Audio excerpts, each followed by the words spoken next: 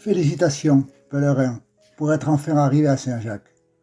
Le pèlerinage n'est pas encore terminé, cependant le grand but est atteint. Je suppose que lorsque vous avez commencé tout ceci, vous le voyez très loin et vous vous disiez « Oups, je ne sais pas si je réussirai ». Mais voilà, vous l'avez démontré, vous l'avez accompli. Alors maintenant, une question vient à l'esprit. Et maintenant, quoi? Alors que j'ai ma Compostelle, la preuve officielle que j'ai fait le chemin, je rentre à la maison avec un sac à dos plein de poussière, plein de terre, plein de vêtements sales, mais aussi plein d'expériences, d'amis, de bons moments, de souvenirs, d'images non simplement celles qu'on garde dans le mobile, mais des images comme celles que nous gardons gravées à jamais dans notre cœur. Et c'est tout. C'est un fait. Nous ne pouvons que garder ceci comme une expérience de plus, comme une preuve de ce que parfois nous avons dans nos livres, le projet de faire le chemin de Saint-Jacques. C'est fait. Maintenant, j'ai envie de parcourir le globe. Si nous en restons à ce stade, nous aurons parcouru le chemin de Saint-Jacques et c'est tout. Mais pour nous, le chemin de Saint-Jacques est terminé et il a permis à cette marche de transformer ce que nous sommes, de transformer notre vie. C'est pour ça qu'il est important maintenant, alors que nous retournons à notre quotidien, de le faire d'une manière différente. Parce que maintenant, il nous faut réellement retourner à notre vie, jour après jour, à ce que nous sommes, à notre famille, à nos amis, à notre travail, à un autre logement. Comme dirait Jésus, il faut descendre du Tabor. Nous avons eu une expérience qui nous a transformés. Mais maintenant, il faut retourner à la vie, et ce, d'une manière différente.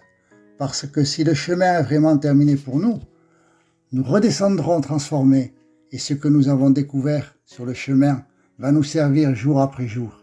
C'est-à-dire cette capacité que nous avons découvert d'être forts, car il n'y a pas de limite, parce que parfois, on se met beaucoup de limites dans la vie, et nous mettons en avant des difficultés avant même de se le proposer et de le réussir. Donc voilà, je dois exercer chaque jour cette capacité d'écouter, de privilégier le silence, de me laisser surprendre par les petits détails, de savoir être avec celui qui m'accompagne, de la même façon que j'étais sur le chemin, de savoir écouter, savoir aussi donner mon opinion, savoir également valoriser tout ce que j'ai découvert sur le chemin. Ceci me servira aussi dans ma vie personnelle, dans mon quotidien et ma réalité. Travail, patience, constance, connaissance, que parfois il semble que nous n'ayons pas, parce que nous avons les pieds en compote.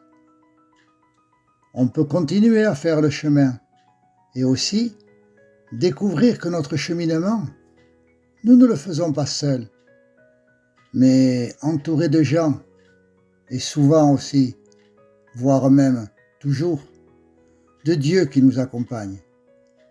Maintenant, il nous faut recueillir tout ceci et essayer de l'insérer dans nos projets de vie, parce que ce que nous avons appris, nous devons le porter et le répéter dans notre quotidien.